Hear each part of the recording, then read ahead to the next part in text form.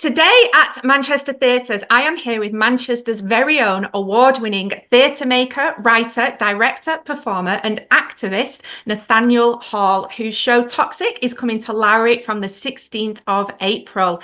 Now, Nathaniel has written other shows such as First Time. I believe there's a new one in the offing called A-Hole. And they have also written for Channel 4 Digital, appeared in the hugely successful show It's a Sin.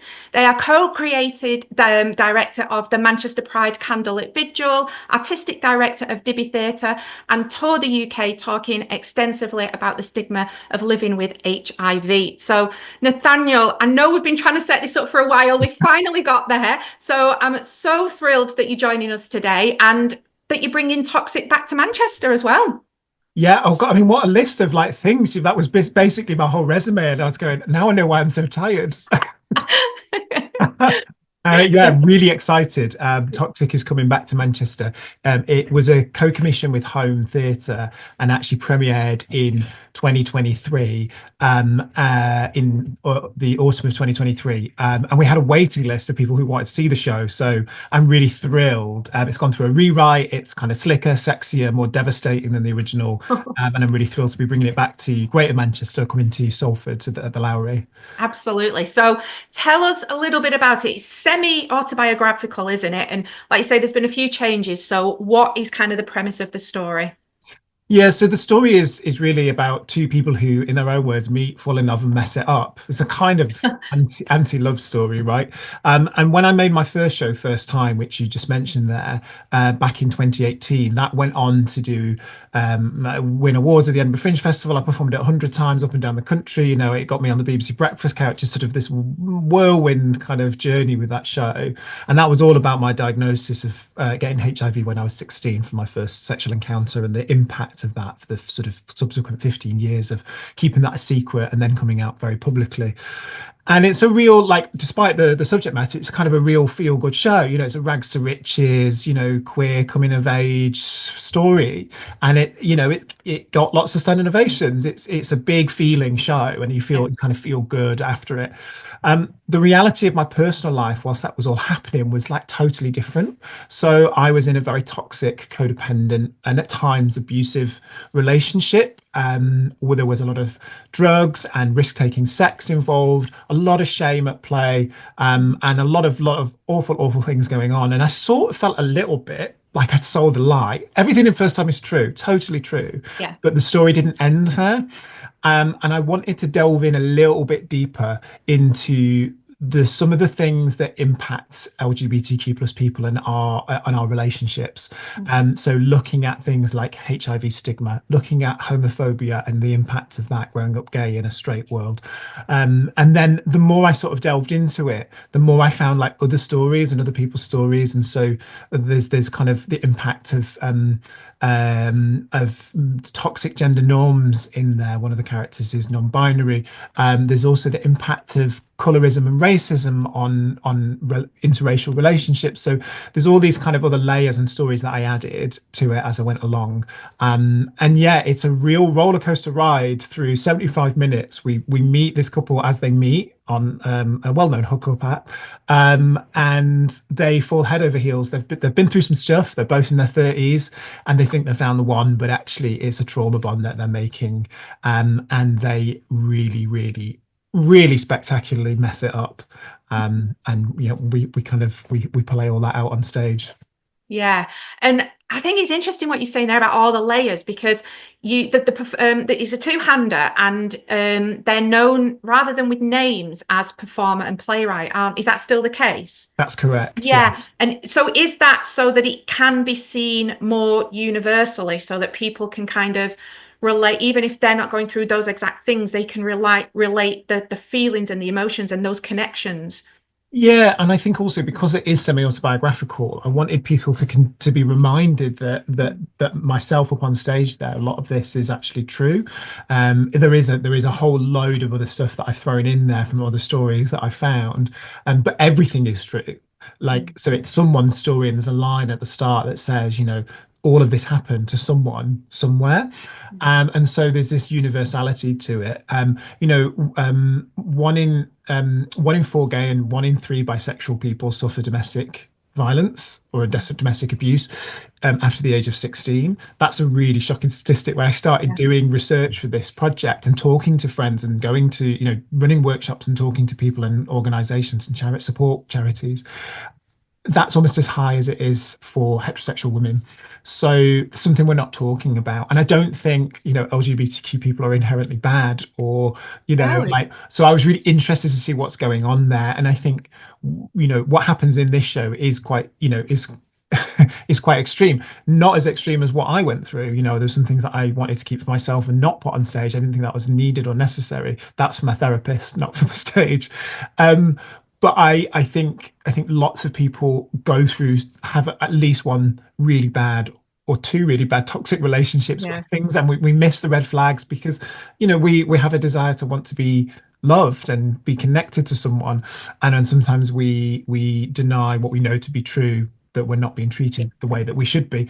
So I think I was really keen to make sure that people could see, maybe a little bit of themselves in this show. And if they have been through something like that, know that there is like, there is light at the end of the Yeah. tunnel, and we not can only just survive these things, we can thrive in spite of them as well. And I think that's important to know that the people that myself on stage, that I have been through what you're seeing. Yeah. Yeah. And I think, like you say, that because it is true, and like you touched on earlier, even though, these are heavy themes and there's a lot of darkness and things, because it's real, there is also like edgy humor. And it's not necessarily written to, oh, I'm going to tell a joke now. It's just that's life, isn't it? Yeah, well, I always say I try to write serious drama, and everyone can, everyone laughs. So I don't know what I'm doing. I just think real life is funny anyway, Yeah. and there is humor to be found in the darkest of places, and humor is a fantastic tool to deal with, heavy stuff. Think about like when something awful happens in your life, someone cracks a joke, right? We Yeah. break the tension with a joke. We try and lighten and deal with our big emotions through humor. So there's humor peppered all the way throughout it, particularly if you're, LGBTQ plus or an ally. There's like jokes in there that are definitely for you that you'll really relate to. And I think one reviewer of the original show, said that, and I was very flattered. Said, it had a kind of ring of the way I write has the ring of a kind of Coronation Street script. So Mm. it's very northern, Yeah. yeah, it's very frank, and I think that's also kind of comforting for northern audiences to have that in the show as well. Yeah, definitely. And with you writing, so you've written this, you perform in it, and it's your story. I mean, that is an incredibly brave space to occupy. And I applaud you for that hugely. Um, does one sort of come more naturally to you than the other, the writing or the performing, or is it kind of just how you wake up on that day?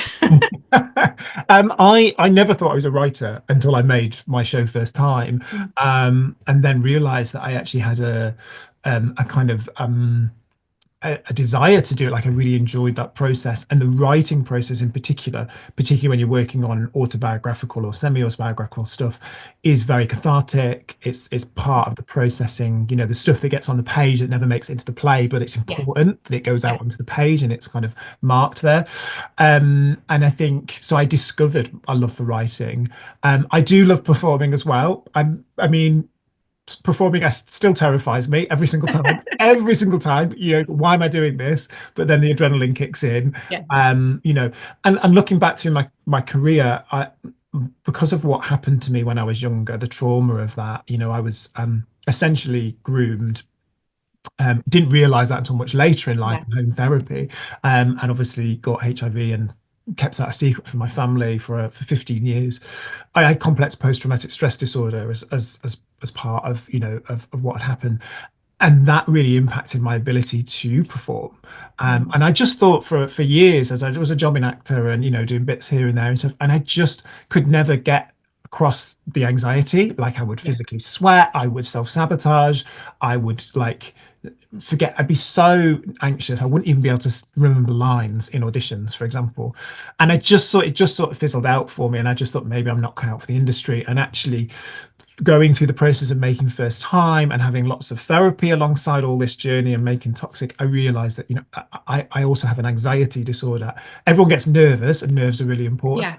and learning that about myself was really important to be able to reconnect with what I love doing, which, I was in youth theatres as a kid and used to love being out on stage and the kind of fun of that and the thrill of it. So to be able to have the support around me from various different organizations and therapists and my team to be able to overcome that so that I can get out there and do what I, because I do enjoy doing it. I do Yes. enjoy it. Entertaining an audience and telling a story is a real privilege.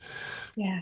But isn't that the joy of art, though, that whether it be writing, creating, drawing, performing, and this is what is just sometimes very often missed in education, that the purpose of it doesn't always have to be this big ta-da end moment. It is that discovering who you are and where you fit in life and learning about yourself. And if you can do that, then you can always become this human being that is so much more to themselves, but to the world in general. Yeah, absolutely. I agree. The process of being creative is invaluable for everyone, whether that's crafting, whether that's music, whether it's theatre and drama and performance. I always think that it's absolutely essential. And making Toxic's been it's a really tricky show to tame. I mean, it was really, really difficult. They talk about the tricky second album, right? Pressure of first time did extremely well. And I kind of always knew that Toxic would be received very differently, and it has been, and that's totally okay.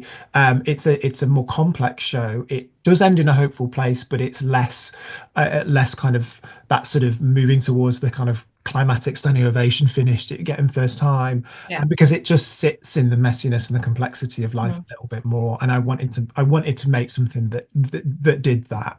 And some theatre goers really enjoy that, and they want to go into the bar afterwards and talk about it and pick it apart. And some of the people, they prefer the other version, and that's okay. Like, we all have our different tastes. But I'm really proud of what we've achieved, and there's a huge team. It's only a small studio piece, but a huge team working on it, and it has projected visuals and a beautiful set and great lighting, incredible original music, which Yes. obviously mixes a lot of Miss Spears in there, because with a name like Toxic, we can't. Of course. And there are obviously lots of parallels to what Britney has been through, Mm. and that's why queer people, gay men in particular, are drawn to Britney as an icon.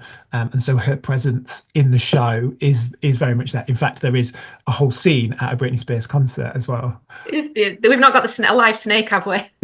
No live snakes, but we may have some costumes. Oh, exciting. So this music that you're talking about, the original music, is by Shah. So what is like, do you have a favorite that sort of stands out, or is that just like asking to like impossible? Well, the couple sort of exist in the story in Manchester's queer underground rave scene. So a lot of the music is house music. It's kind of got this underground club sort of pumping vibe, and it drives us through the story through these periods of time as well, because it spans 3 years in 75 minutes. So there are jumps through time where we see them, going to festivals, going out, and that visual storytelling, and through the music as well.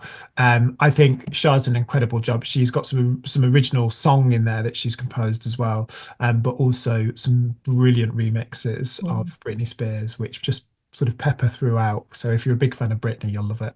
You'll love it. Oh, exciting.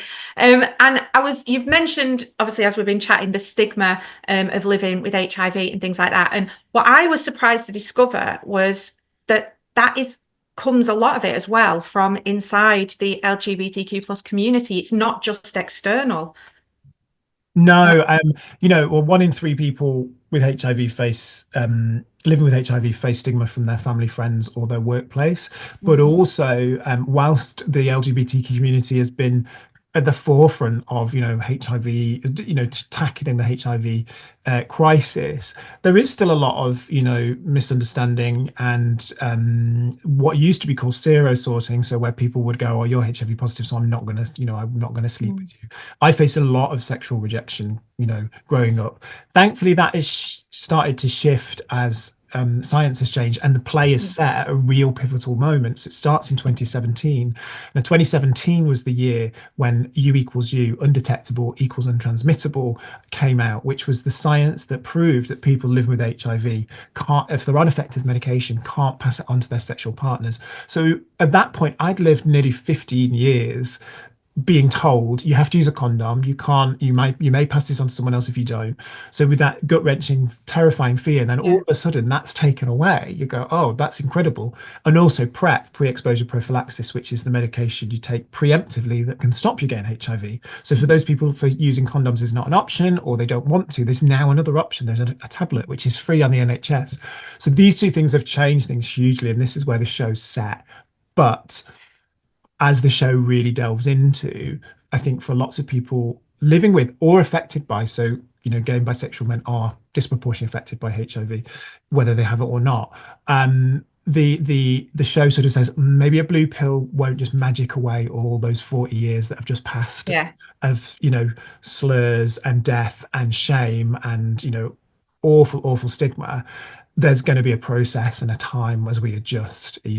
So I think the work, what I'm saying a little bit with the show, with my activism is like, yes, those scientific discoveries are incredible, but there is also still a hell of a lot of work to do to support people with what's going on up here, Yeah. what's going on in here, Yes. and what's going on out in the world as well to fight that stigma. So there's still, from my perspective, still a hell of a lot of work to be done, and I'm really proud that this play marks a line in the sand at like a pivotal moment in HIV history, I think, Yeah. and says something. Whether it's profound or not, I don't know. I'll leave that to other people to decide. But it says something. It's something that I Yeah. can feel, and it's a real privilege to have it on a stage and have it printed in a book as well, because Yeah. the play's been published. To go, this was a moment that happened. Yeah, it's incredible, and it's such like you say, a moment out there for other people to not have to start somewhere different. They've got, new people will have a different starting point moving forward. And I know that you're very much about people not having to wear that shame. Mhm. And I was thinking about that statement and I found it really interesting. And I just got this image of like someone trying to pass you a coat that is the wrong size. It doesn't fit. The sleeves are too short. You've got buttons missing. It's dirty. It's smelly. And you're going, that's not my coat. That's your coat. So you Yeah. keep that, and I'm going to wear this. And it's kind of that, isn't it? That this shame that people take it on and think, oh, that's mine, but it's not. It's whoever's thinking it. It's theirs for them to deal with. Yeah, absolutely. And that's the realization that I went through back in around 2017 into 18 when I was making my first show. I realized that by being secret, by keeping it secret, I was buying into the narrative that it was something to be Mm. ashamed of. So I believed all those messages that I'd sort of absorbed over the years. And the only way to overcome that is to do the opposite and say, I'm not ashamed of it. It's why we have pride, right? And why Yeah, it's called pride, because actually it's not just, I mean, it is a great party as well, but it's about stamping a mark in the ground and saying, no, I will not wear your coat of shame. I yeah, will not allow you to put that on me. I'm going to be proud of who I am.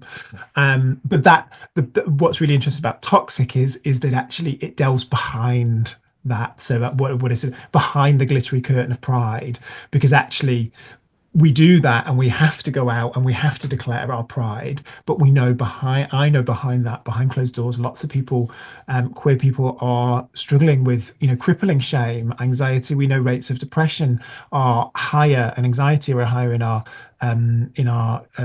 community. We know gay men are 3 times more likely to use illegal substances than heterosexual men. There's something going on behind closed yeah, doors here.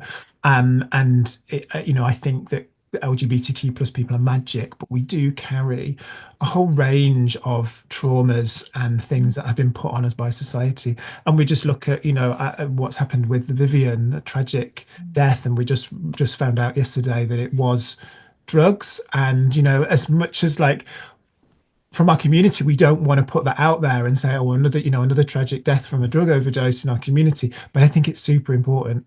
3 men a month are dying in London from overdose of drugs at chemsex parties. Like there's an epidemic of drug use, and that's covering shame and pain and sadness. And we need a huge dollop of compassion, both within our community and from outside, to continue to work for true equity and equality. Because yes, we've got equal marriage, yes, we've got these milestones, things are getting better. But if you're trans in the minute in the UK, or gender non-conforming, it is, Yeah. the UK is a hellhole, and things are regressing even for lesbian, gay, and bisexual men as well. So, yeah, there's a whole host of stuff to do, Yeah. behind closed doors as well, to work to improve things for our community. Yeah, because it's like there's an inherited history as well, isn't there, that you're carrying with you. And it's with when there's still everyone else around you in the community who knows that and doesn't necessarily know the new information that's coming through, that's where the tension is. So it's massively about education, and that's why plays like Toxic are absolutely phenomenal to be out there, because they're not just for the LGBTQ plus community, they're for everybody to come along and educate yourself and learn, aren't they?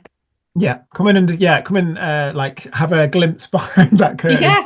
see what goes on. I have to say, like I'm in a really beautiful, healthy, lovely, Yeah. stable, wonderful relationship these days. And I'm in a way, I always when I went to make Toxic, I knew I didn't want it to be a piece of revenge art. This is it's not about my ex-partners, any of them.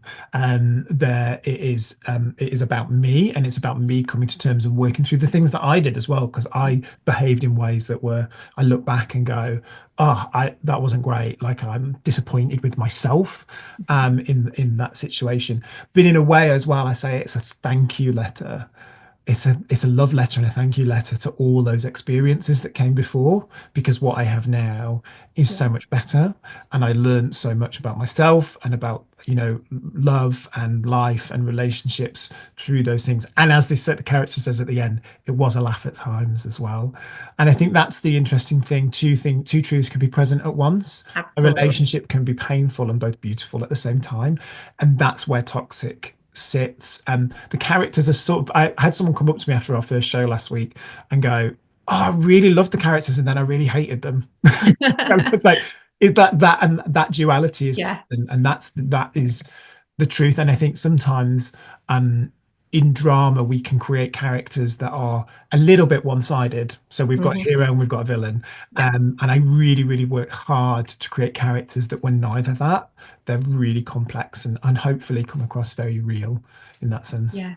And I love that, like you say, the way that it's ended as well. It's not neatly wrapped up, because that's life, like you've just said there. We tend to have with plays and things, there's a beginning, there's a middle, there's an end, and da da da da da. Well, there isn't. That's not real. Life isn't like that. It's continually changing and continually going off in directions that you just like, whoa, where's that come from?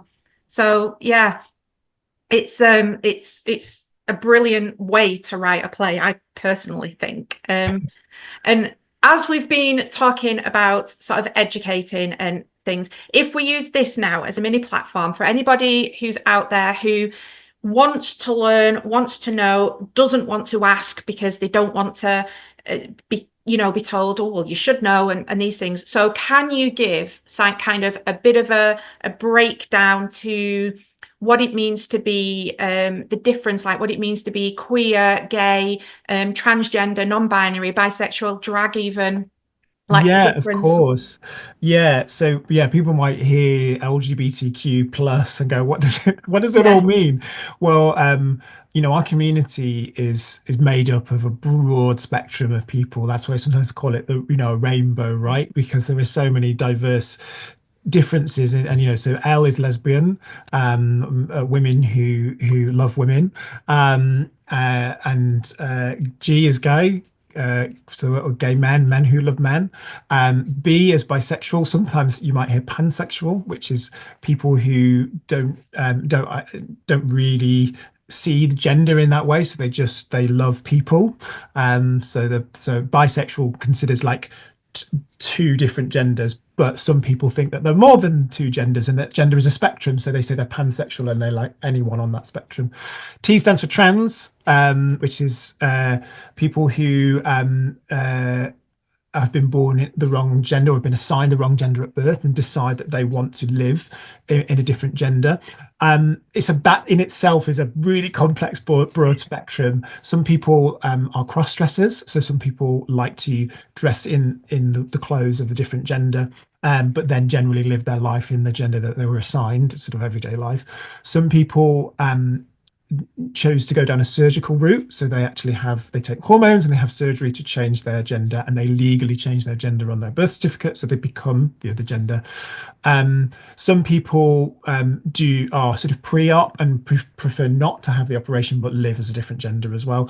And then also you have like a whole spectrum of gender non-conforming people within that, and they've been here for forever. As long as humans have existed, gender non-conforming people have been here.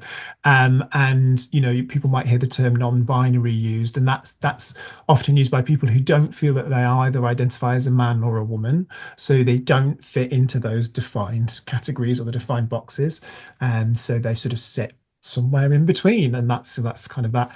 Queer is a reclaimed term for people, an umbrella term often, which obviously queer was used as very much as a slur throughout history. Our community tends to claim it back to go in opposition to being not queer, so being straight or cisgendered, which is the opposite of being transgendered. And then there's an I for intersex. That's people who are intersex at birth, so they have both part of male and female sex organs. There's A, which is asexual. Which are people who are asexual or aromantic, so people who don't have sexual feelings towards others, but might have platonic relationships that are not sexual. And then there's just like so many other bits in between as well. And within that, our community also is, there's all the intersectionality of race and disability, neurodivergence. We're just a beautiful, wonderful, glorious mix of people, and that's why I love LGBTQ plus community so much. And so many people out there go, oh, it doesn't exist, or there's all this kind of dissenting voices and haters, but I absolutely believe 100% that we exist as a community, and we fight for one another. And at the minute, my friend Kate, who is trans, says pick a letter, choose a letter that's not you, and stand up for them. And definitely at the minute, my letter is T. I'm here to stand up for my trans and gender non-conforming friends at a time when they're under attack, and their right to live with dignity is under attack as well. Yeah, I love that. Pick a letter that's not you, and I love that. Yeah, that's a brilliant way to sort of end there. And thank you for that description as well, because I know that is something that will help many people of whatever generation just go, right, okay. So thank you for taking the time to do that as well. Nathaniel, it's been absolutely inspiring, to be honest, chatting with you today. It's been so lovely. You've been so generous and honest as well with everything that you talk about, everything that you do, and you are a phenomenal force of nature. So thank you for your time. I'm thrilled that Toxic is coming back. We're getting it at the Lowry, as we said at the beginning, from the 16th of April. So if that won't convince you to go and watch it, then you're dead inside. I don't know what will. So we very much look forward to welcoming you back, and we will see you really soon. Thank you so much.